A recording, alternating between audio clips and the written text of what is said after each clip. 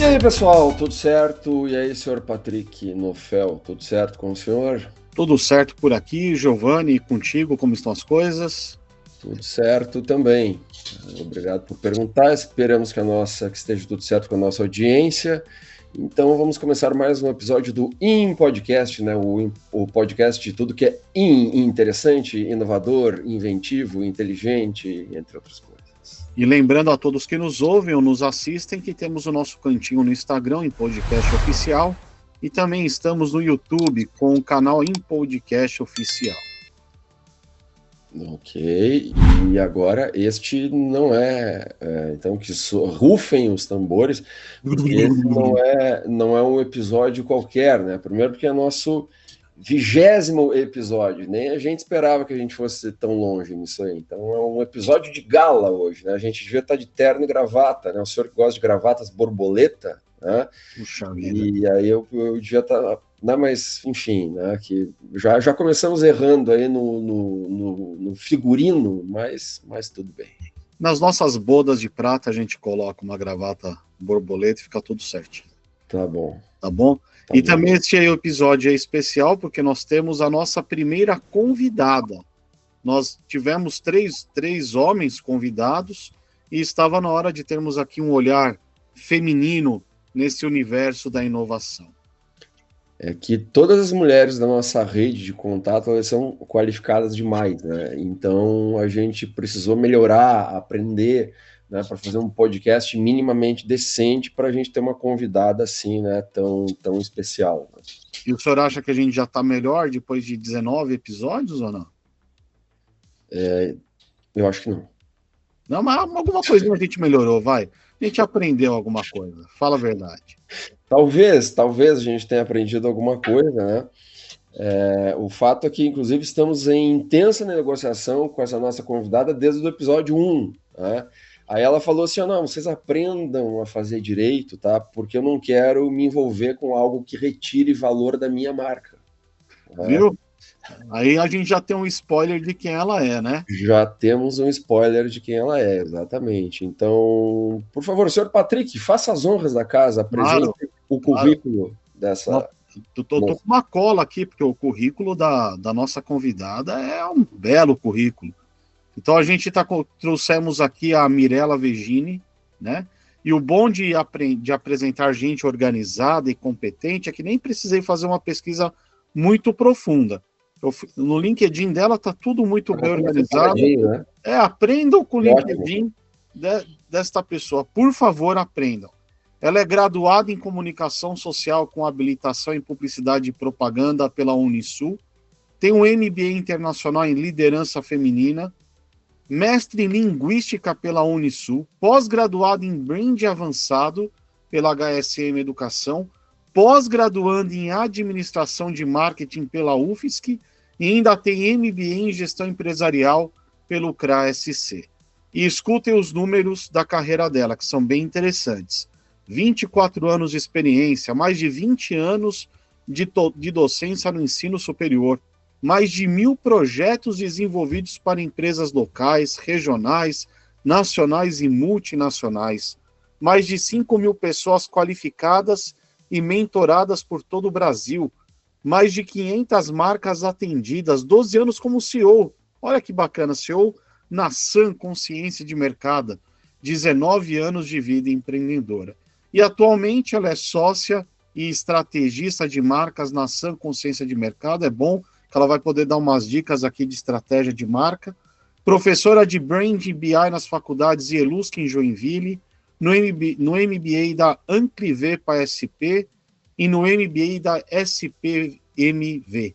Coordenadora da pós-graduação em Brand Marketing Vendas nas faculdades IELUSC e mentora de negócios e inovação no Co-Creation, Boutique TXM e Senai Hub Alagoas. E ela já trabalhou com algumas marcas bem bacanas aqui, como Red Bull, Tigre, Votomassa, Unimed, Unicred, Comeco, Calcard, Estúdios ECESE, dentre outros. O que você achou deste currículo, senhor Giovanni Letti?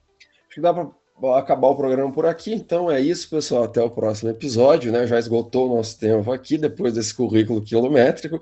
Mas, brincadeiras à parte, seja bem-vinda, minha querida Mirela Regine. Palmas para ela. Ai, gente, que legal estar aqui com vocês. Eu vou depois querer essa gravação aí para colocar com todos os meus materiais, colocar no Instagram, colocar em todas as minhas redes, assim, entendeu? Porque altas apresentação, né? É ótimo, excelente para minha marca, né? Super empoderou, assim, né? Adorei. Viu, Giovana? A gente aprendeu a fazer apresentação de convidado aí, ó. Treinamos um pouco para apresentar. Muito legal, mas eu estou bem feliz em estar aqui com vocês. Conheço o Giovanni, meu Deus do céu, é bom nem falar quanto tempo, né, Giovanni? A gente se conhece há muito tempo, na época que a gente ainda queria dominar o mundo. Hoje em dia a gente já meio que desistiu disso, né? Mas o Lete sabe o quanto que eu gosto de bater papo. Então, quando ele falou assim, vamos conversar no podcast, meu único medo foi o nível do podcast. Realmente, essa parte que eu fiquei falando, que tinha que melhorar o nível, isso é papo, entendeu? Porque eu sabia desde o início que o nível já ia ser top demais, né? Porque já conheço a figura, né? Mas estamos aí, vamos conversar. Se vocês quiserem papear, estou à disposição. Ótimo, Mirela. Então, assim, nós estamos aqui em três publicitários, né? Todos nós três fizemos a graduação em publicidade, né? Apesar que eu sou um publicitário não praticante hoje, né? Mas, assim, o que te levou a escolher esse curso? O que te levou a escolher publicidade com graduação, né? A jovem Mirelinha. Cara, que loucura. Meu pai queria que eu fizesse faculdade de Direito, só que eu tinha uma relação conturbada com meu pai, né? E daí eu comecei a reprovar em todos os vestibulares de Direito, de propósito. E aí, depois de ter feito alguns vestibulares, meu pai começou a surtar comigo, né? Porque o que tu vai fazer da tua vida, né? E aí eu tava de férias, sabática, aquela coisa toda, né? Tipo, não sabia o que fazer. Eu tinha feito também um vestibular para música na UDESC, porque eu tocava piano há muito tempo. Tinha passado, mas também desisti, porque era o meu sonho do meu pai que eu tocasse música e eu também desisti disso por causa dele. Uma pessoa super fácil de lidar, né? Também. E aí a minha mãe viu uma propaganda na televisão que estava abrindo na Unisul um curso de comunicação social, jornalismo e publicidade. Daí ela falou assim, Mirela, tu é tão tagarela, tu é tão faladora, tu adora ter um microfone na mão, tu podia fazer jornalismo. E daí eu falei assim, não, eu vou fazer publicidade porque deve ser menos concorrido.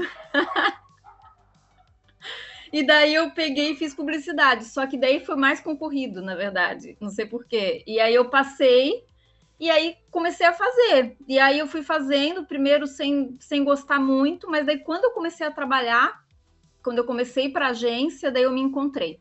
Daí eu realmente vi assim, cara, é isso que eu gosto.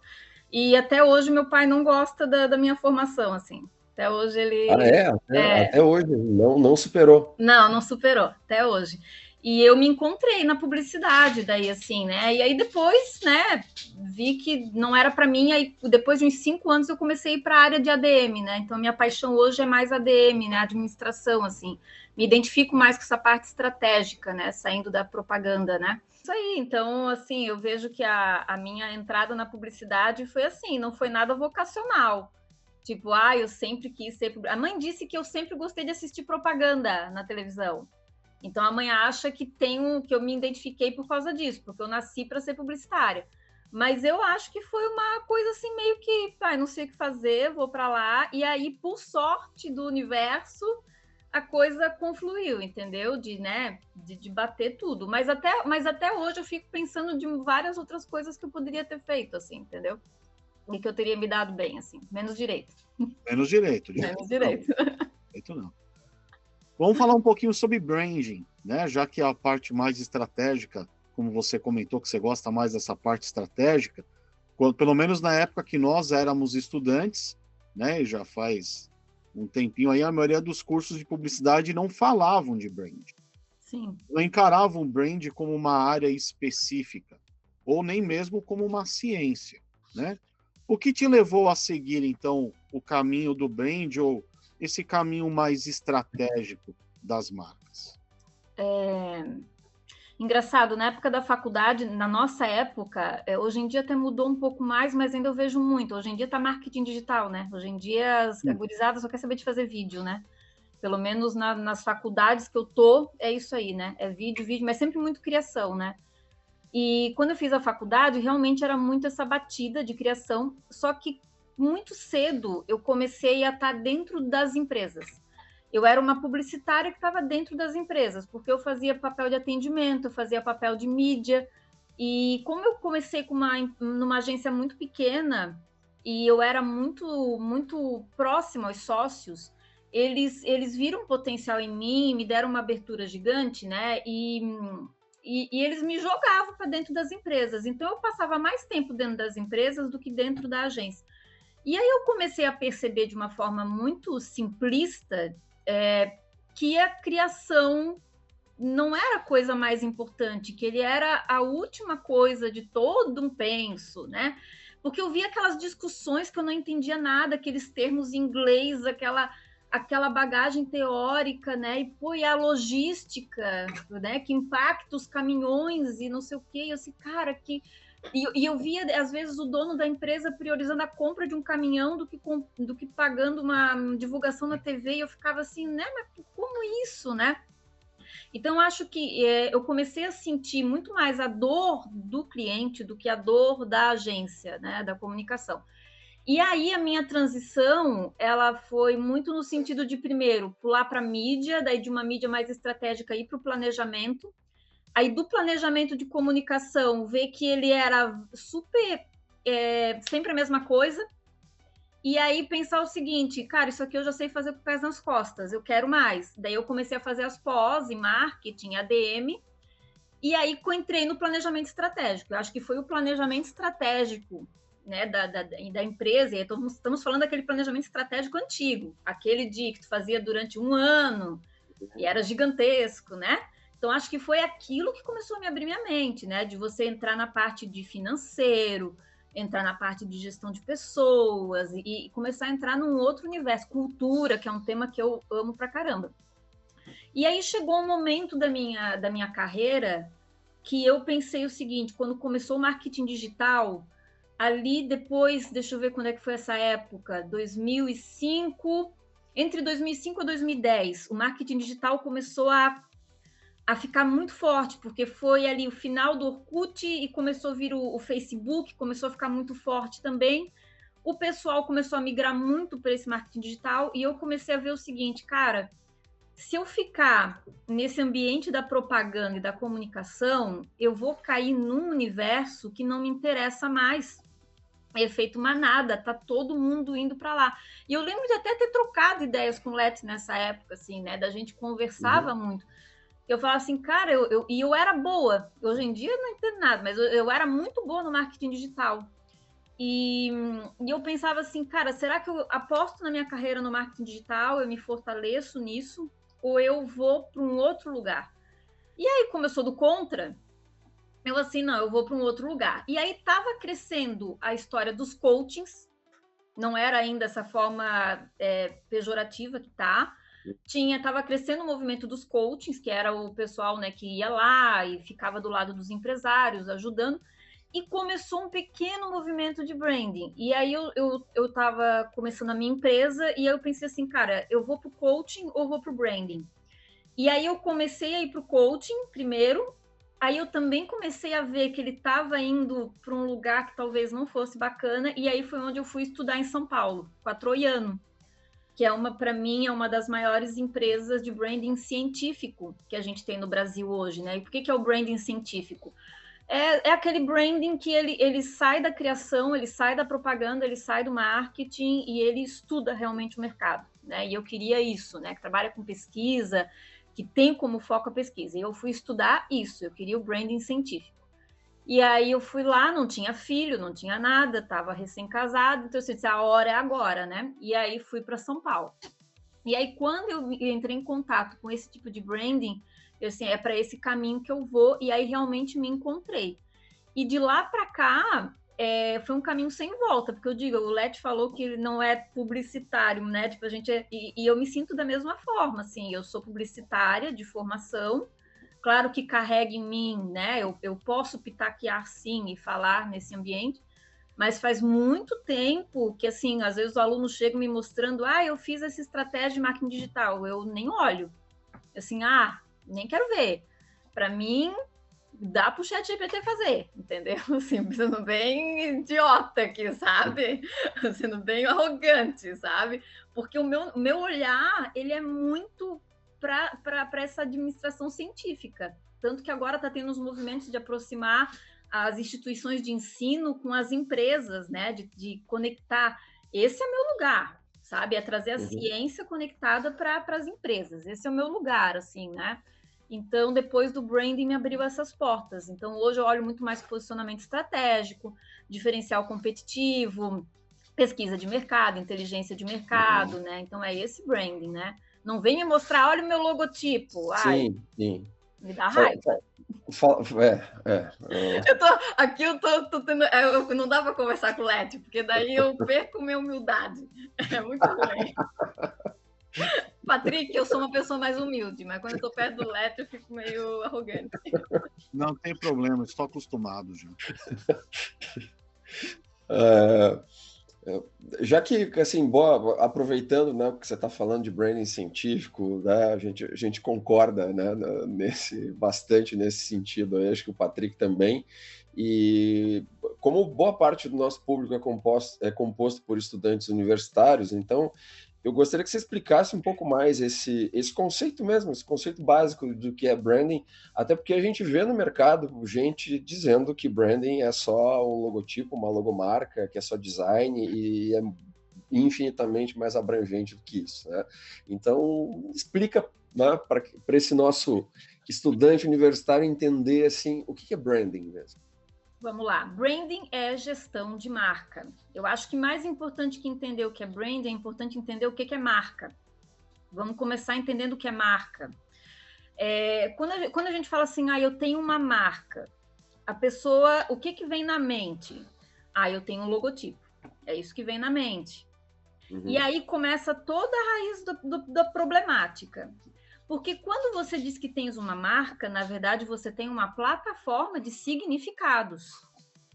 Quando eu falo assim, o Leti é uma marca, a Mirella é uma marca, o Patrick é uma marca. O que eu quero dizer com isso? Eu quero dizer que a partir do momento que você se expôs de alguma forma, que você se relacionou com alguém, com uma ou mais pessoas, você já passou impressões, você já passou experiências para as outras pessoas e isso construiu uma plataforma de significados. Aqui, nesse pequeno movimento que a gente está fazendo se conversando, a gente já construiu significados uns dos outros. A gente já formou valores, conceitos, preconceitos uns dos outros. E isso tudo encapsula quem somos, porque marca está muito próximo, associado à identidade. Que daí se for, né, daí vai, filosoficamente vai que vai, né? Sim, mas sim. A marca é a identidade, o que eu sou, quem que eu sou, né? Então, quando eu falo de marca, eu estou falando de uma plataforma de significados. O que eu quero dizer com isso? Eu olho para a marca do McDonald's e falo assim, que marca feia. Eu olho para a marca da Coca-Cola, que marca feia. Mas muda essa marca para tu ver o que acontece. Não pode mudar essa marca. Essa marca, ela tem uma plataforma de significado gigantesca. Se você vê, eu tenho uma história que eu conto em todas as palestras desde que eu tenho, 19, 20 anos, que eu estava em São Paulo com uma das minhas melhores amigas e que foi minha sócia num outro projeto, e estava junto a sobrinha dela, tinha 3 aninhos, a guria já está até na universidade, estava com 3 aninhos, ela apontou para um front light que tava assim, ele era vermelho e tinha só aquela curva da Coca, sabe? Só aquele, sabe? A menina tinha 3 aninhos, ela apontou e falou Coca-Cola. Porque é muito forte. Você coloca num traço tipográfico toda uma história, toda uma experiência, toda uma vivência. Então, a menina conseguiu associar um traço tipográfico a uma embalagem, a uma sensação, a uma experiência, a um monte de coisa. Isso é marca. Né? Então, quando eu falo que eu faço gestão de marca, Eu estou falando que quando eu sou um profissional de branding, eu entro numa empresa, eu faço toda a gestão de experiência dessa plataforma de significados dessa empresa. Então, eu sou um profissional de cultura. Não deixo de ser um profissional de cultura também, né? Eu tenho que estar mais próximo da área de RH, muitas vezes, né? Do que só do marketing. Não posso só estar no marketing, né? E aí tem muitas empresas que o branding está dentro do marketing, né? E o branding tem que ser uma área apartada, ele tem que estar lá do lado do conselho, do CEO, próximo do RH, porque ele faz toda a gestão de plataforma de significados. E quando eu falo isso, eu quero dizer o quê? Eu quero dizer que desde o cara que está atendendo lá no balcão, a moça da limpeza, que pode ser até terceirizada, a embalagem, tudo comunica essa marca. Porque essa marca é uma construção, uma expressividade de significados. Então, isso é que o branding é. Branding faz a gestão disso tudo. Então, eu vi uma propaganda linda. E aí, como lutar contra, né? Vamos fazer uma campanha de branding. Cara, é uma campanha institucional. Não vem falar que é uma campanha de branding, porque branding é gestão. Sacou? Mas daí tu vai entrar numa briga? Não vai entrar, né? Tipo, deixa lá, né? Mas o importante é saber que isso é a gestão. Ele faz a parte de gestão. Branding é gestão, é ação, gestão. É isso. Vamos mexer no Insta, né? Mas tem milhares de outras coisas antes. Aí tem muita coisa que é marketing, né? Que não é branding, é marketing institucional, porque daí essa gestão de branding vai me dizer o seguinte: quais são os planos de marketing, quais são os planos de RH, quais são os planos estratégicos da organização, né? Que estão à luz desse branding, sabe? Que vão colaborar para a manutenção dessa plataforma de significados, entendeu? Que vão contribuir para a manutenção dessa plataforma de significados. Em suma, a gente tem ali a identidade visual, uma identidade verbal de uma marca, mas a gente tem outros elementos que não são visíveis e que contribuem para a percepção e o sucesso dessa marca. Perfeita a tua colocação. O que acontece? Nesse guarda-chuva de gestão, né, de marca, de branding, quais são as expressões de significados? Eu tenho expressões verbais, expressões visuais. Certo? Então, aí é que entra a área de design, de redação, né? E as experiências, elas estão misturadas nisso tudo, né? As experiências que eu tenho estão misturadas nisso tudo. Então, quando eu falo assim, por exemplo, eu pego um brand book, que tem só o manual de identidade, não é que está errado falar que aquilo é um trabalho de branding, mas ele é uma das etapas finais desse trabalho de branding, ele não é só isso. Esse que é o grande perigo. Então, se o mercado fosse maduro ao ponto de entender o todo, não haveria problema em falar isso. O grande problema é a pessoa falar assim, olha, eu fiz um branding e mostra um logotipo. E isso é problemático porque provavelmente só ficou no design, né? Não teve todo esse entendimento macro, né? Que você tem que olhar para a organização, tá?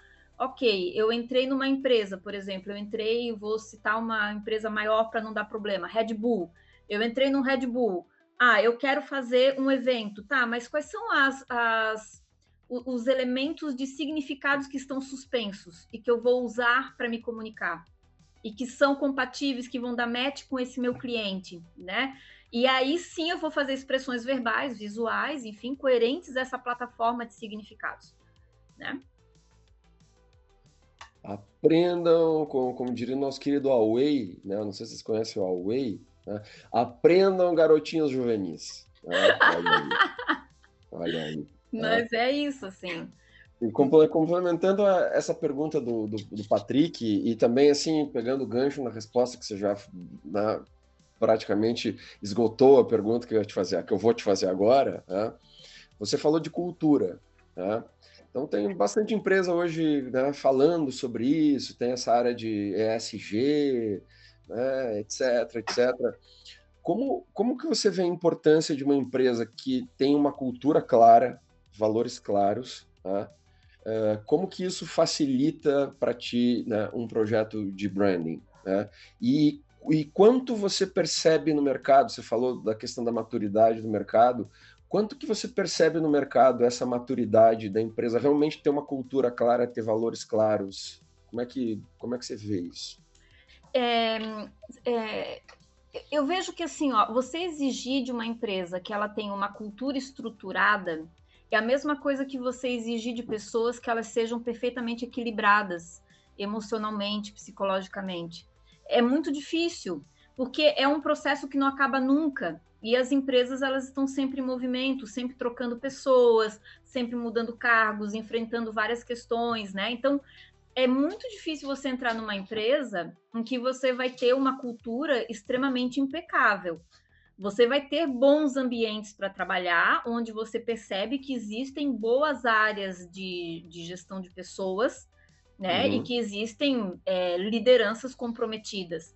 Mas mesmo ali, você vai ter problemas de cultura, porque não existe a cultura perfeita, tá? Agora, o que eu vejo que um trabalho de branding ele ajuda? O trabalho de branding, ele alinha o discurso. Ele alinha os acordos verbais. Como que... Porque a palavra tem poder, eu sempre falo isso, né? Palavras têm poder. Eu nunca me esqueço de eu ter feito um trabalho para uma empresa de tecnologia. Eu fiz um trabalho para uma empresa de tecnologia. E aí a gente reuniu 40 pessoas da equipe, lideranças, analistas, reunimos. Chegou num determinado momento em que grande parte da equipe chegou à conclusão de que a palavra inovação não cabia para eles. E isso deu um confronto com uma outra parte da equipe. E foi muito louco, porque era uma empresa de tecnologia grande no mercado, com super representatividade, e que a própria equipe olhou assim, não, a palavra inovação não nos pertence. E aí começou a haver uma discussão, e aí eu peguei e falei para eles fazerem uma nuvem de palavras. Ok, então inovação não serve. O que nos serve? E a conclusão que se chegou foi o seguinte, que inovação realmente é uma palavra muito pesada. Inovação parece que você tem que ser disruptivo, que você tem que ser o pioneiro, que você tem que ser extremamente tecnológico, porque a palavra inovação, na sua essência, ela é um pouco mais tranquila. Você consegue abraçar outras coisas, outros universos. Inovação incremental. Exatamente. O fato de vocês estarem fazendo esse podcast, trazendo novas temas, é um passo de inovação, mas parece que quando tu fala que você é inovador, o mercado quer a inovação tecnológica, a inovação disruptiva, a inovação do pioneirismo, né? E aí, quando a gente fez as nuvens de palavras, a gente viu que, de fato, eles eram inovadores, mas não esse traço de inovação, e sim um outro traço de inovação. E aí a gente alinhou as palavras que cabiam para eles, porque havia um desconforto. E aí, quando eles perceberam que, tudo bem, que não era que eles não eram inovadores e que eles eram, mas que tinha um meio do caminho, e que aquele meio do caminho era confortável para todos, aquilo deu uma tranquilidade na equipe, porque aquilo estava causando um ruído. E aí, não reverbera só na peça publicitária que você vai construir, vai deixar de usar a palavra. Isso reverbera internamente no empoderamento da equipe, de saber qual é o seu lugar e que tipo de inovação que eu posso entregar para novos produtos, para as pessoas que eu contrato, entendeu? Quem que eu vou contratar para a empresa? Então, eu digo que o branding, ele faz um alinhamento de expectativas, um alinhamento de comunicação e principalmente um alinhamento verbal, de discurso. O que a gente está... Qual é a nossa imagem? O que a gente está passando lá para fora? Então, isso eu acho que é o mais fantástico do branding. É a coisa mais bonita que tem do branding. Por isso que quando tu me mostra um logotipo, é uma coisa que com perdão da expressão, me brocha, porque o brand ele tem um outro lado que é muito mais, sabe? Muito mais poderoso, assim, entendeu? O Patrick até riu. Resolveu literalmente uma crise de identidade da empresa, né? Que não é só do marketing. Não, né? claro. Não é só do marketing. Eu pensei nessa aí, que resolve o problema de crise de identidade. Crise de identidade. O pessoal estava em crise de identidade pessoal. Sim. Né? Até a gente comenta nas aulas, assim, realmente o mundo está muito complicado, as pessoas estão em crise, as pessoas estão confusas, logo as empresas, as marcas também estão confusas, né? Exato, com certeza, porque quando tu vais trabalhar na empresa, você leva a sua identidade também para a empresa. Foi o que eu falei para vocês. Nós também somos marcas, nós somos seres humanos e nós também somos marcas. A gente também está compartilhando os nossos significados, os nossos valores. A gente também, de alguma forma, está querendo se colocar ali. Então, se eu não consigo que alguém me fale assim, ó, você ocupa este lugar, é esse tipo de inovação que eu espero de você. Né? E que seja coerente, né? Porque daqui a pouco eu entro numa empresa, a empresa quer que eu seja inovador disruptivo, mas ela não me dá esse lugar. Deu. É o prato cheio para você ter uma crise de identidade, não só na empresa, como no próprio profissional. Então, quando você fala assim, não, a nossa inovação é essa. Ah, tá. Você não precisa ser Steve Jobs. Né? Exatamente, entendi o meu lugar, entendi. Né? E com isso aconteceu, né, nessa empresa, foi muito legal, acontece em várias, e não só com uma palavra, às vezes acontece com várias outras frases, de desmontar uma missão, de desmontar uma visão, sabe? De olhar para a visão, mas que visão é essa? Que missão é essa? A gente não é isso, que valores são esses? Né? E tu desmonta tudo e recria. Agora, é importante dizer, o trabalho de branding você não faz para sempre, né? Você tem que fazer, e esse trabalho, como eu falo da cultura, a gente nunca é igual hoje, amanhã, né? Então você precisa estar olhando sempre para isso, né? Sempre olhando. É um organismo vivo, né? Total. Agora, quer ver, por exemplo, a gente vive num mundo que é o mundo dos excessos. Excesso de informação, excesso de oferta, excesso de mensagem, excesso de tudo. Como uma marca, então, consegue se destacar nesse cenário barulhento? Indo nessa perspectiva de que o brand ele não é fixo, ele é um organismo vivo, né? Como que uma marca consegue, então, se dar bem nessa tal de economia da atenção? Eu tenho lido alguns artigos de alguns futurólogos e estudadores de tendências, assim, né, de mercado, né, sobre o futuro das marcas, sobre como é que que realmente está caótico o negócio, né? A coisa tá...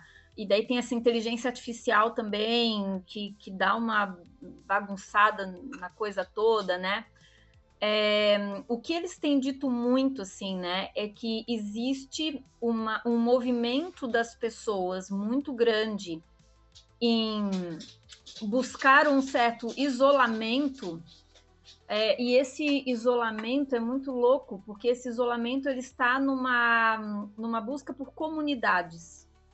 Tem uma palavra que vem crescido muito assim no ambiente de branding, que é a palavra comunidades, né? E é um termo que parece muito simples de se definir, mas ele não é tão simples assim de se definir, porque a comunidade ela não é um objeto do mercado simplesmente, ela é uma afinidade de propósito. E você precisa ter muita sensibilidade para você identificar com qual comunidade que a tua marca vai se identificar. Porque às vezes ela cria essa comunidade, mas às vezes ela entra numa comunidade. Né? A comunidade já existe, ela só vai fazer parte daquela comunidade. Então parece que existe nessa montoeira de informações um cansaço coletivo.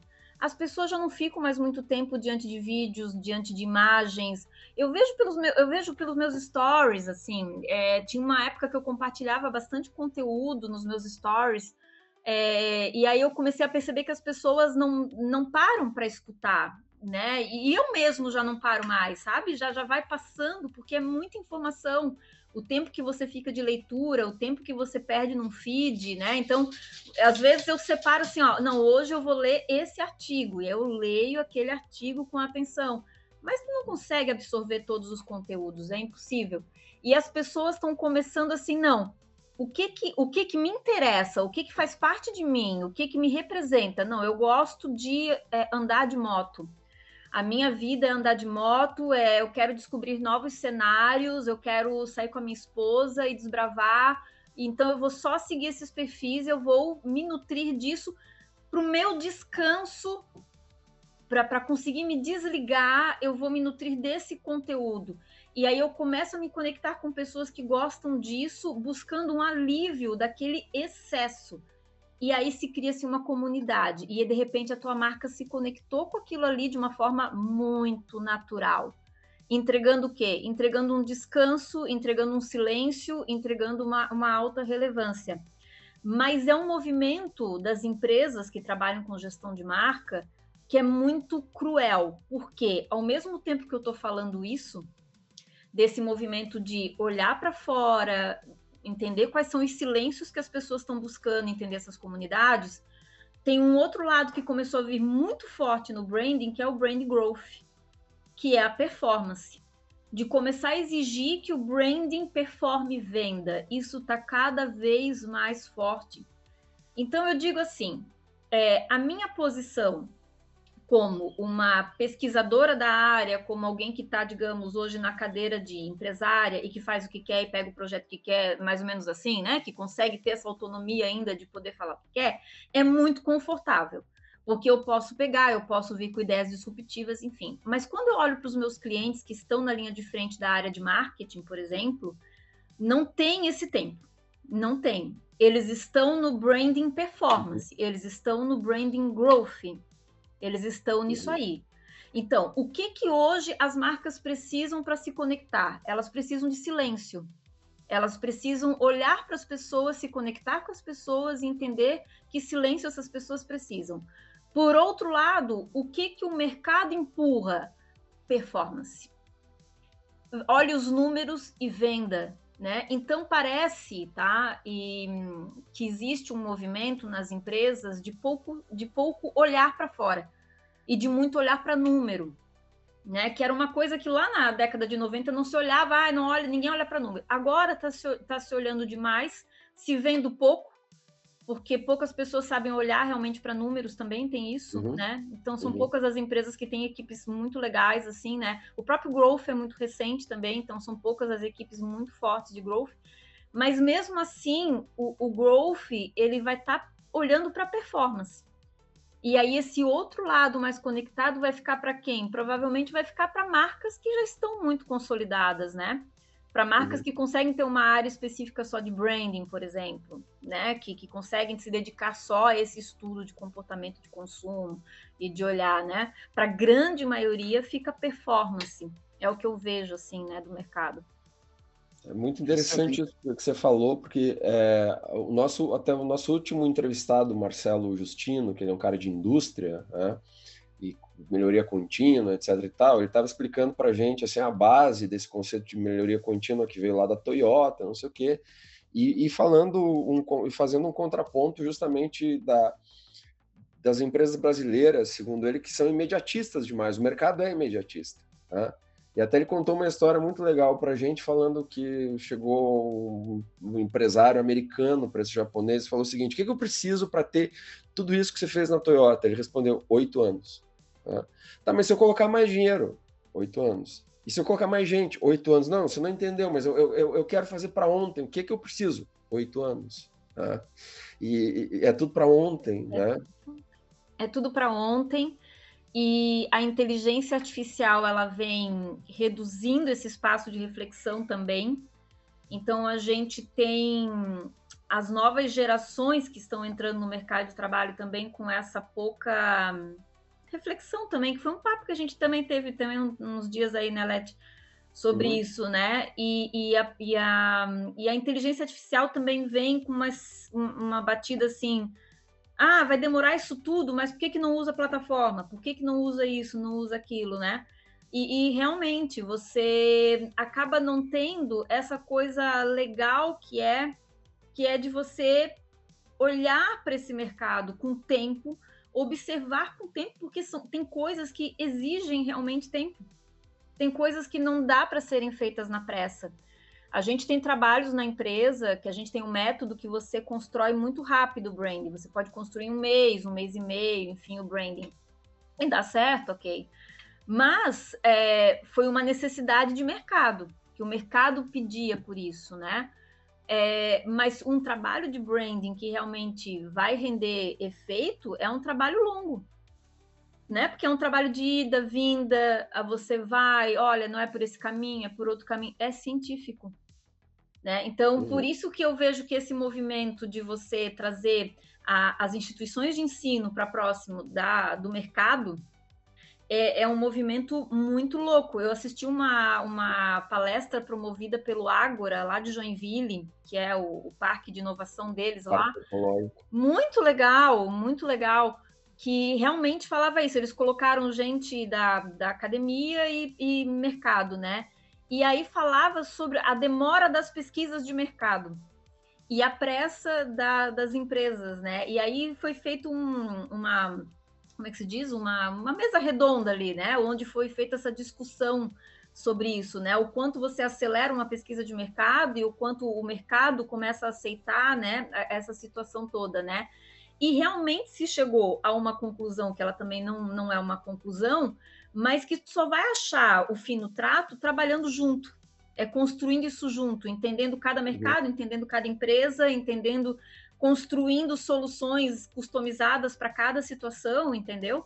Porque, de fato, em alguns momentos vai ter que acelerar, em alguns momentos a pesquisa vai ter que encontrar métodos de acelerar, ok, mas em outros momentos não. Né? E essa abertura do mercado para a ciência, eu acho que é um caminho, assim, acredito totalmente, é um caminho sem volta para as empresas que querem vencer uma inteligência artificial, porque a inteligência artificial ela é fantástica. Só que se ela for utilizada da forma como ela está sendo utilizada, como um lugar de Ctrl+C, Ctrl+V, é bizarro, assim, sabe? Se tu não tiver por trás realmente uma inteligência dentro da indústria, dentro das empresas, em que utilizem aquilo para exponenciar trabalho, olha... É um assunto que o Let mais gosta, é inteligência artificial. Inclusive. Não, às vezes eu mando umas coisas para ele, a gente fica assim, só rindo, né, Let? Porque é assustador, né? É intrigante e assustador, né? Aproveitando, eu ia fazer essa pergunta mais para o final, assim, né? Mas então a gente já aproveita o embalo, assim. O que você está percebendo, seja, né? Além disso que você falou, assim, ou o que você percebe assim como sendo uma boa prática de uso de IA generativa para o branding, que saia daquele negócio assim, melhora o meu texto aqui, ou faça uma imagenzinha, ou, sei lá, cria os posts, sabe? Eu vejo muita gente, assim, encantada, que cria posts para mídia social, assim, sem nenhuma estratégia, sem nada, mas porque sai a imagenzinha bonitinha e o pessoal já está achando isso muito legal. Então, o que você vê, assim, como realmente para a gente pensar na IA para gente grande, né? Eu tenho entendido muito a inteligência artificial, no meu caso, como grandiosa quando você tem repertório. É isso que eu tenho visto, assim, tá? E até tinha comentado contigo isso, né? Na nossa empresa, hoje, sou eu e o meu sócio, né? O Gustavo. E a gente começou já desde o ano passado, ano retrasado, assim, começamos a fazer alguns testes, porque a gente tinha muita dificuldade de achar alguns profissionais chaves para fazer algumas atividades dentro da empresa. Porque o nosso trabalho, ele é alfaiataria, né? Ele é extremamente customizado e você precisa estar com a gente em todos os processos para entender o que deve ser feito. Então, esse profissional, ele acaba saindo caro, porque ele tem que me acompanhar em todo o processo. Então, toda reunião ele tem que estar comigo, a gente tem que fazer muitas reuniões de alinhamento, porque a escavação de valor, ela é detalhe por detalhe.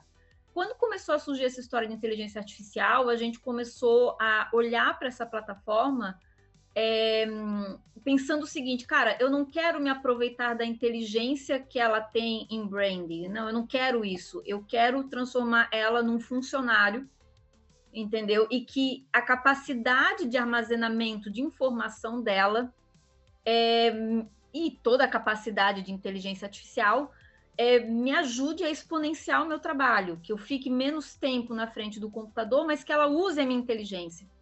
Não que eu tenha que pegar a inteligência dos outros, não, eu quero que ela pegue a minha inteligência e consiga jogar para cima e fazer coisas que eu não conseguiria, né?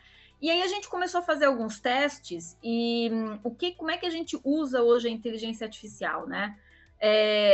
Eu tenho a minha inteligência artificial como um assistente meu, como quase um aluno.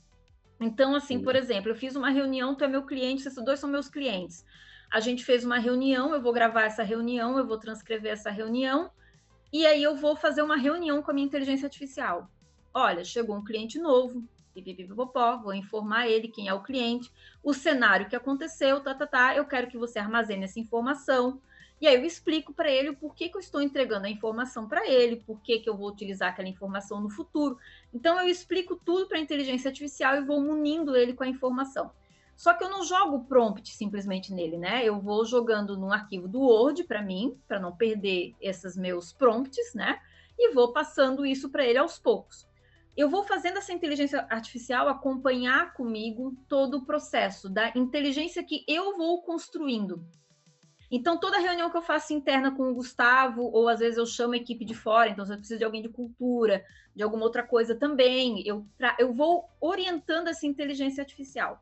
Chega um momento no meu trabalho de branding que eu preciso trabalhar com a construção de textos para avaliar com o cliente. Que construção de textos são essas? A construção de um texto de proposta de valor, a construção de um texto de posicionamento, de missão, visão, valores, de ancoragem, de posicionamento de marca. Tem uma série de textos que são complicados e era muito difícil achar redatores que conseguissem pegar isso, e no final quem fazia era eu e o Gustavo, porque a gente estava tão envolvido que a gente acabava fazendo. E aí, quando eu chego para a inteligência artificial e mando ela trazer isso, eu ensino para ela, como é que se extrai uma proposta de valor? Como é que se extrai um posicionamento? Como é que eu quero que tu extraia isso aqui? Como é que eu quero que tu extraia a tríade de persuasão? E aí eu começo a ensinar a minha teoria, porque ele é meu aluno. Então, eu jogo a minha teoria, como eu trabalho e como eu quero que venha. E aí, quando eu peço o trabalho para ele, assim, agora eu quero que tu construa isso aqui. Ele me traz tudo pronto, o que eu preciso. E aí eu vou lá e começo a corrigir. Eu nunca pego, né? E aí começo a corrigir. Pera, essa palavra aqui e tal. E o legal é que ele vai fazer conexões que eu tinha habilidade, sim, mas ele é muito melhor do que eu, obviamente, porque ele traz conexões da primeira reunião. Entendeu? Ele traz conexões de palavras que foram faladas lá. E aí ele traz para aquela extração de manifesto, ele traz para aquela extração, entendeu? E aí eu vou olhar assim, caralho, ele trouxe isso aqui, que massa, cara, que foda demais. E isso tem me reduzido o meu tempo de trabalho. Então, assim, coisas que eu ficaria 3 semanas debruçada, isso reduz em menos de uma semana, né? O que eu me dedico daí? A corrigir. Eu fico mais tempo daí corrigindo e lambendo o material, como diz o outro, né? Aí eu fico ali, não, melhor aqui, melhor ali. Então, quer dizer, me melhorou a qualidade do meu trabalho. A gente teve 2 entregas e eu também não minto para o cliente. Eu também não falo assim, não, eu explico como é que é o processo feito. Tá? Também não sou de, não, eu explico o processo feito. Então, mas também se tu me perguntar qualquer coisa do projeto, eu sei, porque não foi inteligência artificial. Sim. Fui eu que fiz o projeto. Usou a inteligência artificial como um assistente. Um assistente diligente, zeloso, que não vai esquecer nenhum detalhe. Não vai esquecer nenhum detalhe. Ainda mais quando eu estou trabalhando com mais de um projeto. Claro. Que daí pode realmente escapar alguma coisa. Então, o que eu vi que começou a acontecer? Eu comecei a me dedicar no que eu mais gosto, que é o quê? Tá com o trabalho pronto e ficar ali só lambendo o trabalho, sabe? Só ficar lendo, olhando. Aí eu tenho tempo para, por exemplo, pesquisar uma música que tem uma metáfora que eu acho que engata com aquele, sabe, com aquele arquétipo. Aí eu começo a florear o trabalho, que era algo que eu não conseguia fazer antes da inteligência artificial. Então, os trabalhos, eu estava até comentando com o Gustavo numa das nossas últimas reuniões, que eles têm ficado mais não vou falar mais o palavrão, que eu falo palavrão pra caramba, tem ficado mais foda. Eles têm ficado mais encorpados, entendeu? Porque eu tô conseguindo fazer meu estado da arte no que eu gosto realmente. Eu parei de ficar ali digitando textinho e eu tô fazendo o meu estado da arte. Então, eu vejo que a inteligência artificial utilizada, no meu caso, com repertório, é muito incrível. Agora, se eu tiver que fazer, por exemplo, Mirella, você tem que fazer um trabalho de cultura, onde eu não sei algumas coisas, mas vou ter que fazer do zero. Aí eu tenho medo de fazer, entendeu? E aí o que eu faço? Eu pego informações, mas daí eu já vou pegar livro, eu já vou pegar o Google, eu já vou, sabe? Eu já vou falar com alguém, eu não consigo confiar na plataforma sozinha, entendeu? Eu já vou como os incas faziam, eu já vou num livro, eu já vou num, sabe? Eu não consigo usar como uma mera ferramenta de pesquisa. Isso sou eu, né? Na minha construção, né?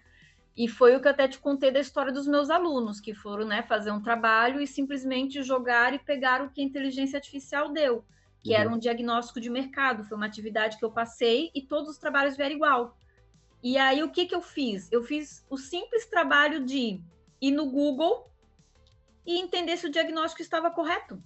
E achei um monte de outras informações que o ChatGPT não tinha buscado, porque não tinha sensibilidade de buscar, né? Então, se tu não tem repertório para corrigir o ChatGPT, entendeu? E falar assim, não é por aqui, eu quero assim, oportunidade se caça assim, ameaça eu quero assim, ponto forte eu quero assim, sabe? Se tu não chega para ele e fala do jeito que tu quer, porque tu tens repertório, para mim não me interessa. Então, eu uso hoje a inteligência artificial para o branding e para as minhas aulas, enfim, dessa forma, entendeu? Porque eu tenho repertório. No que eu não tenho, eu não confio, assim, não confio e não acho interessante, na verdade, assim, não me atrai. Ótimo, ótimo. Tô dizendo ótimo porque, né, Patrick, é o que a gente fala em sala de aula, então é ótimo. Que pelo menos a pessoa seja mais inteligente que a inteligência artificial, né? Eu acho que esse é o caminho, sabe, Patrick? Assim, eu não sei como é que vai ser o futuro, né? Então, talvez daqui a pouco nem isso seja suficiente, né? Mas hoje é um caminho que eu encontrei para que o que eu gosto de fazer não seja eliminado. Sim. Sabe? Porque estava me dando um desespero nisso, né? Porque, tipo, como é que eu vou ficar sem fazer o que eu gosto, né? Então, foi uma forma que eu encontrei de utilizar a inteligência artificial para me ajudar e eu continuar pensando. Porque eu nunca escrevi tanto na minha vida, tá?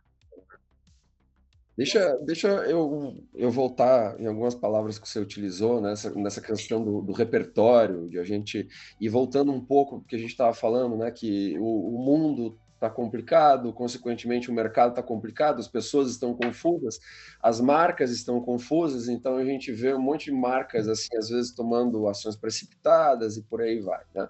Aí você falou do repertório, você falou de voltar aos livros, então eu vou pegar um livro de um sujeito que você conhece, acho que ele é teu conhecido, teu amigo, talvez, né, que eu gosto muito, né, que você já citou, né, Jaime Troiano, talvez, acho que o grande nome, né, do branding científico no Brasil, né, então nesse livro, vamos abrir aspas para o Jaime Troiano, e eu adoro, né, eu falo, os meus alunos falam para mim assim, né, que eu só uso o autor velho, né, e eu adoro autor, e é isso aí, porque os caras estão falando do fundamento das coisas, né? Eles não estão falando da superficialidade que o cara que está vendendo o curso sabe-se lá onde, né? Então, Jaime Troiano, abre aspas para Jaime Troiano, ele diz o seguinte nesse livro aqui, né? Marcas do Divã. Empresas que quiseram deixar de ser vistas como tradicionais para assumir um ar moderninho, pagaram caro, né? Outra frase dele que está aqui no livro. A sabedoria está em manter o essencial na busca do novo. Tá? E, por fim, ele diz o seguinte, a perda de identidade deriva de mudanças prematuras com objetivos equivocados. Fecha aspas, para o nosso querido, grande Jaime Troiano. Tá? Então, inclusive, a próxima vez que você conversar com ele, você, por favor, você diga que eu sou fã dele, tá? A pós que tu deu foi na mesma pós que ele deu aula. Tu deu aula numa semana, ele deu aula numa semana e tu deu aula na outra. E aí, assim, ele estragou a minha aula, né? Porque eu dei uma aula na sexta e ele falou na quarta. Então, imagina, ter aula com o Jaime Troiano na quarta e comigo na sexta, né? Os caras disseram assim, quem que é esse chinelo que veio depois, né? Ele estragou a minha aula, mas tudo bem, eu sou fã dele. Você acha que as marcas estão perdendo essa autenticidade? Sabe o que eu acho? Eu acho que as marcas, elas se perdem. Como é que eu vou falar isso? Cara, assim, tem uma coisa em branding que eu digo que, assim, é muito cara, que é a autenticidade. Não só em branding, acho que nas pessoas em geral. E pelas redes sociais, a gente vem perdendo muito isso, por medo de ser cancelado, por medo da opinião das pessoas, por medo de perder like, por medo de perder seguidores, sabe? Não sei se tu viu o case da Jaguar, que a Jaguar fez todo um reposicionamento, que foi, né, foi equivocado, não foi, enfim, e depois voltou atrás, demitiram a agência para não sei o quê. foi uma coisa que eu achei extremamente bizarra, assim, porque quantas pessoas estão envolvidas num processo de reposicionamento, num processo de aprovação, para depois você desmontar tudo, demitir a agência e voltar atrás, né? E tudo motivado por quê? Porque houve um comportamento negativo do outro lado, né? Houve um comportamento, principalmente nas redes sociais, né? Houve todo um comportamento negativo, né? Então, claro, em algum lugar nessa jornada teve um erro, né? Ou foi no início ou no final. O que eu vejo é que as marcas estão perdendo a autenticidade. E eu uso esse exemplo porque em algum momento nessa jornada essa marca se perdeu. Ou lá no início desse reposicionamento, ou no final, porque se deixou levar por essa carga toda negativa, né? E isso, e parece que lá, quando a gente era criança, enfim, como estava só na TV, né, a coisa acontecendo, as marcas elas estavam numa posição mais confortável, aquilo só impactava em venda, né? E como você não tinha muita opção de falar, de reclamar, então às vezes nem isso impactava muito, né? Tu colocava uma criancinha lá fumando e estava tudo certo, né? Era uma coisa meio bizarra, assim, né? E na década de 80, 70, assim, né? Mas você tinha umas propagandas meio estranhas, mas vendia e fazia acontecer, ninguém era cancelado e as marcas conseguiam falar o que queriam. E hoje em dia as marcas não conseguem. E não estou dizendo que as marcas elas não podem realmente voltar 3 casas atrás e admitir um erro e realmente, né? Mas eu vejo que uma coisa é você errar e admitir um erro, outra coisa é a falta de autenticidade das marcas. As marcas hoje estão mais preocupadas em agradar e não perder seguidor, às vezes nem é venda, é não perder seguidor, tá? Do que em olhar para sua história e tipo assim, pera, mas vamos por esse caminho, né? Vamos, quem que a gente é? Quem que a gente é identidade? Então eu vejo que sim, eu vejo que essa questão de identidade ela é impactada por uma falta de autenticidade, que é que quando me fala assim, Mirella, qual o segredo de uma marca forte? Autenticidade. Ser autêntico. E ser autêntico é difícil. Porque tu tem que sustentar uns BO, né? Sim. E eu acho que aí tá a grande dica, nessa questão de manter a autenticidade, manter sua base, para uma marca conseguir se adaptar a essa velocidade que é o mercado hoje, velocidade esta que aumentou de forma exponencial pós-pandemia, né? Isso daí é um fato, e continuar se mantendo relevante, né, neste mercado que muda tão rapidamente, certo? É conseguir manter essa autenticidade. Total. Porque tu fica o tempo todo pensando assim, será que minha autenticidade agora é relevante? Né? E aí tu fica com medo se essa autenticidade está agradando, se ela está sendo relevante. Eu vou até falar algo que vai sair um pouco do assunto, mas que tem a ver. Agora está tendo uma novela que está sendo, como é que se diz? Ela não é reprise, ela é remake, que é o Vale Tudo. Uhum. E eu estava lendo agora uma matéria falando o seguinte, que as pessoas não se chocam mais com os vilões da novela. Que lá na década de 80 as pessoas ficavam chocadas com a menina que queria ser rica a todo custo e com a tal da Odete Roitman, e agora as pessoas estão torcendo, né? Que os valores mudaram. E é bem sobre isso, sabe? Existe um movimento social de valores que a gente não enxerga, que é muito difícil de ser mapeado, que muitas vezes até pesquisa é muito difícil você ver o que na observação.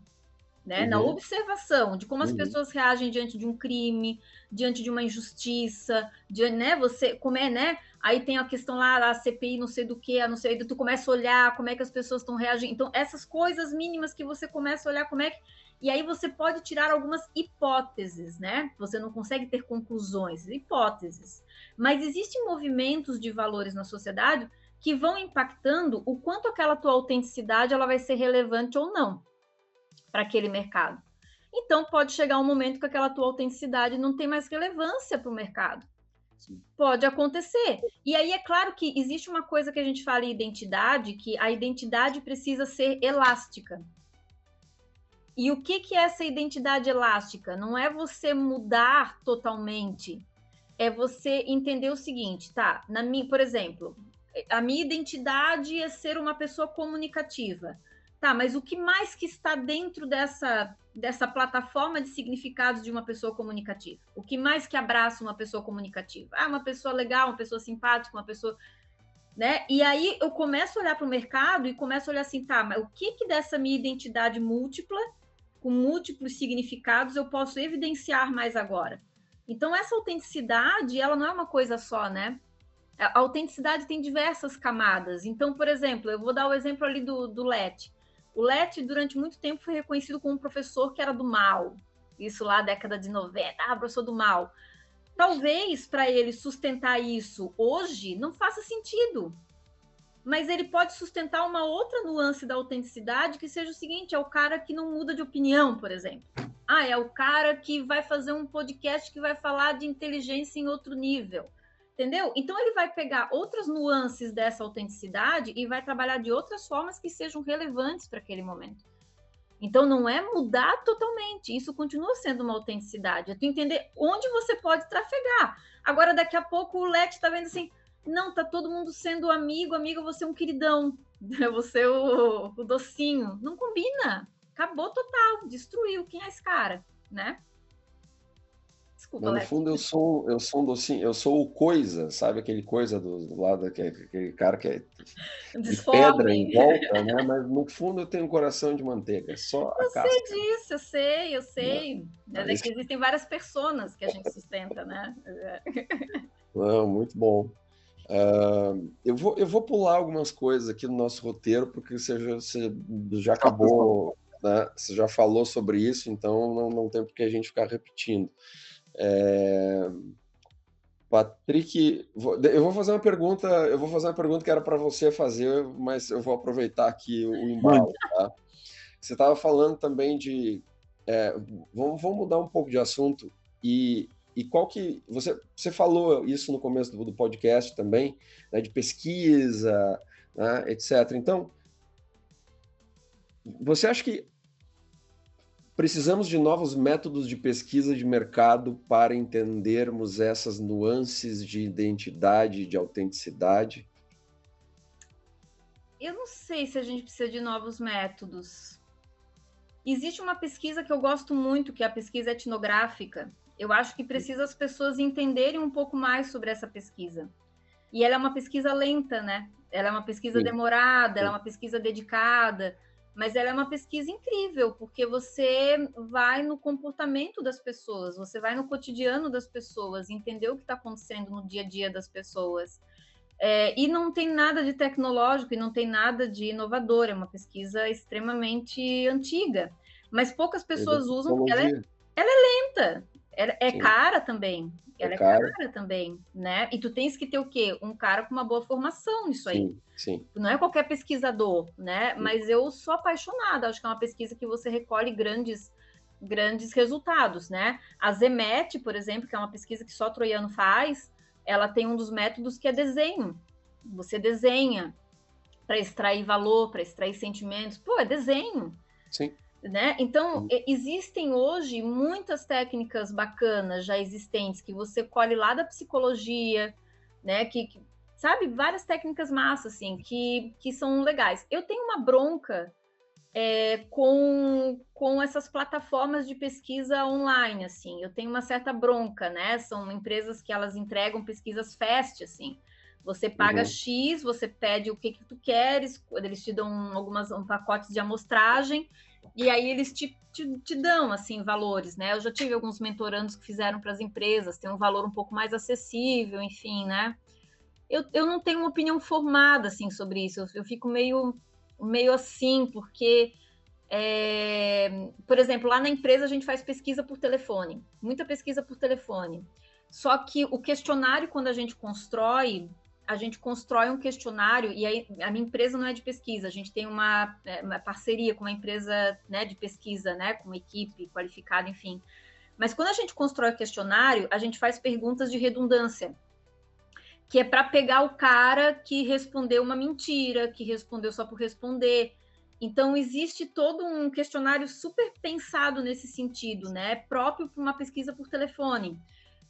E a gente tem pesquisadores também que eles são treinados para, por exemplo, assim, saber até onde insistir numa ligação telefônica, saber quando encerrar. Então, por exemplo, se eu faço uma abordagem de 100 pessoas, às vezes eu só consigo aproveitar, sei lá, 50 questionários, porque outros a gente jogou fora, porque não tem validade. Então, a gente tem todo um cuidado, porque é por telefone. E aí, quando tem essas de internet, por exemplo, eu sempre fico com uma bronca, porque assim, tá, mas quem que preparou o questionário? Foi uma inteligência artificial? Quem é que aplicou? Porque ninguém aplicou, né? Isso aí tu coloca numa plataforma, a pessoa responde, manda um enviar. Então, essas coisas, assim, me dão um nervoso. Mas, por outro lado, é isso, eu tô olhando do meu lado científico. Se eu olho um lado um pouco mais de empreendedora, enfim, eu penso o seguinte, cara, mas o empreendedor precisa ter algum tipo de informação.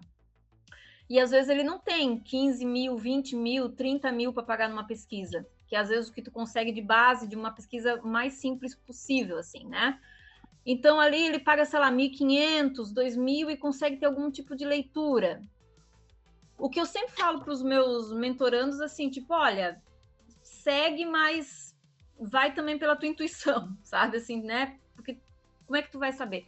Então, eu vejo assim, novas tecnologias em pesquisa sempre surgem, né? Agora com inteligência artificial, sempre tem algum método, eu sou super aberta, mas eu gosto muito, aí é uma coisa minha, que daí a pesquisa de branding pede muito por isso, né? Porque se tu estiver fazendo, por exemplo, uma pesquisa de mercado, que é mais número, daí talvez até caiba. Mas eu, nas pesquisas de branding, eu sou muito mais fascinada por métodos em que eu consiga ter o máximo de contato com a pessoa, assim, sabe? Então eu vou nos métodos clássicos, sabe? Focus, né? Então, assim, é a etnográfica, aí, tipo, a Zemet, se dá para fazer em parceria com a Troiano, entendeu? Que são aquelas que faz o tete a tete, né? Eu acho que são muito mais ricas. E às vezes até você sentar com o cliente e conversar. Sabe? Assim, tipo, vou fazer uma videochamada com o cara, vou conversar. Prefiro mais do que usar uma grande tecnologia de pesquisa, sabe? Métodos qualitativos, comprovados e executados de maneira correta. Porque é para a forma que eu uso, né? Sim. Eu gosto mais, assim, eu acredito mais nisso. Aproveitando que você falou de gente que está no começo, às vezes a empresa está ali começando a empreender, boa parte da nossa audiência também é de gente que está empreendendo, né? Afinal, estamos dentro do ecossistema de inovação de Santa Catarina. Então, o que muda quando a gente fala de marca para pequenas empresas, startups, negócios locais? É outro jogo? As regras são as mesmas? E mais, Mirela, qual seria o seu conselho para os primeiros passos no processo de construção de marca de uma startup? Onde eles deveriam concentrar ali os seus esforços? Tá. Eu vou começar respondendo de trás para frente. Se eu não lembrar das duas perguntas, tu me interrompe e me refresca, por favor. A primeira questão, quando a gente fala de marca, é você ter compreensão da tua proposta de valor. Então, a gente não está falando... a gente está falando da marca com o significado que eu comentei lá atrás, né? Qual é a plataforma de significados que eu vou amarrar? Então, começa pela proposta de valor. Se eu não tenho uma proposta de valor clara, eu não vou saber como gerenciar essa marca, porque eu não sei qual é o valor que eu estou entregando. E marca é valor, é isso, né? Valor no sentido não financeiro, mas de significados, né? Do que ela conecta, tá? Então, eu começaria tendo uma proposta de valor muito clara e sabendo exatamente com quem que eu estou conversando, né? Para quem que eu estou vendendo ou com quem eu estou me relacionando. Essa é a principal forma de você gerenciar a marca de início.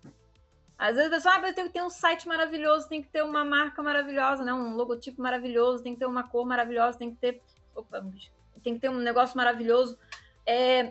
Mas não tem o essencial, que é isso, né? É tu saber assim, qual é a tua proposta de valor, quem são as pessoas para quem você está vendendo, para você saber se vai dar match isso aí, né?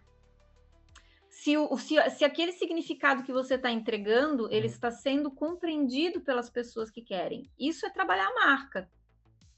Aí, quando você tem clareza disso, olha, eu entrego este valor, esse é o meu valor, e o meu público é esse, tudo fica mais tranquilo de ser resolvido. Então, eu consigo, por exemplo, pensar numa estratégia de naming de uma forma mais tranquila, eu consigo pensar num design de marca de forma mais tranquila, eu consigo escolher o layout de site de uma forma mais tranquila, saber como é que ele vai dialogar, eu consigo saber até qual vai ser o menu, os links que mais serão indicados para aquele meu cliente. Aí eu consigo desdobrar todas as estratégias de marketing, até marketing digital também, né, de tom de voz, tudo, porque daí eu já sei o que eu estou entregando de valor, para quem que eu estou entregando. Eu sei o que eu quero, como é que eu quero ancorar na cabeça das pessoas a imagem da minha marca. Porque isso que é importante. Como é que eu quero que as pessoas me percebam? E eu tenho que saber qual é o valor que eu entrego. Bom, eu faço docinho para vender, né? E aí, tá, mas o que teu docinho tem, né? E que é tão especial assim, né? E que eu vou ter que comprar contigo e não vou comprar com o concorrente. O que é? O preço mais baixo? Esse é o pior tipo de diferencial. Mas ok, que outro diferencial que você tem? Né? E aí você tem que quebrar a cachola. E aí, descobrindo o que você realmente tem de diferencial, qual é a tua proposta de valor, o que tu vais entregar de benefício, redução de custo, enfim, você vai pegar, entender quem que vai estar disposto a consumir aquilo ali, porque não é qualquer pessoa também, né? Então eu não posso ficar jogando pérolas aos porcos, como diz o, né, como diz o outro, né? Eu tenho que realmente falar com quem quer comprar o meu produto. E aí tudo vai fazer sentido. Eu começo a gerenciar essa marca. Então começa por aí.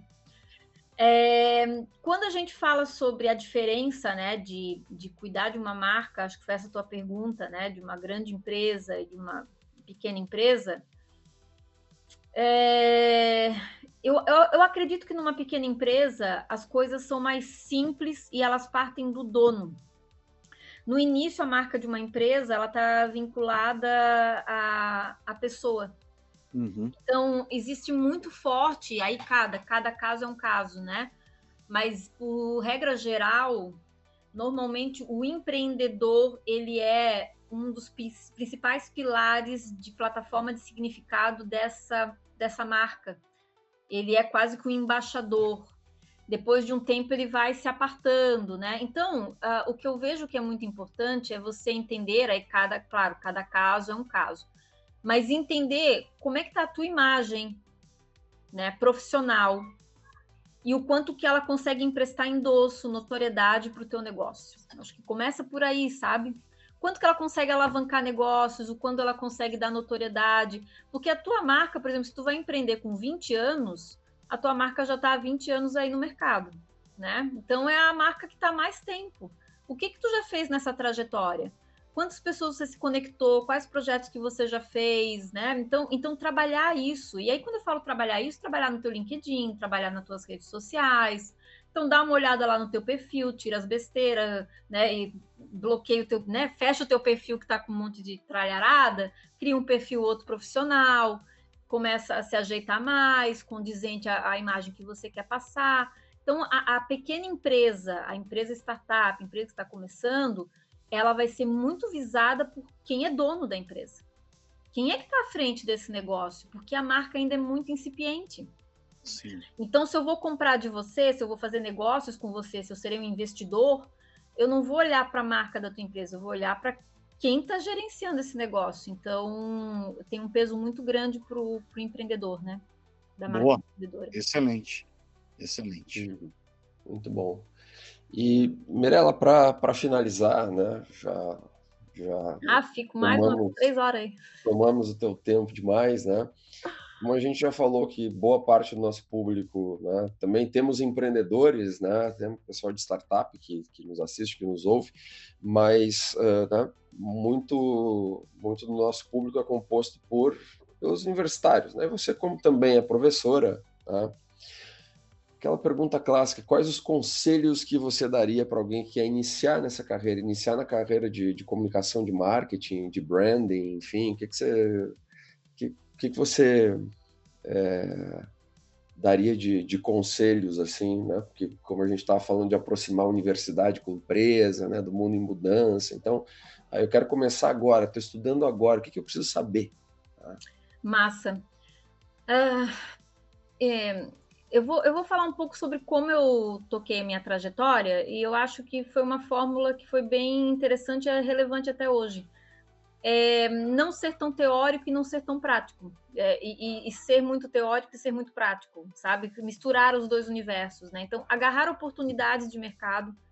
Então, aproveitar as oportunidades, ainda mais que hoje em dia não tem mais aquela coisa chata, você tem que ter mais de 1 ano de empresa, sabe? Na minha época tinha, eu nunca respeitei.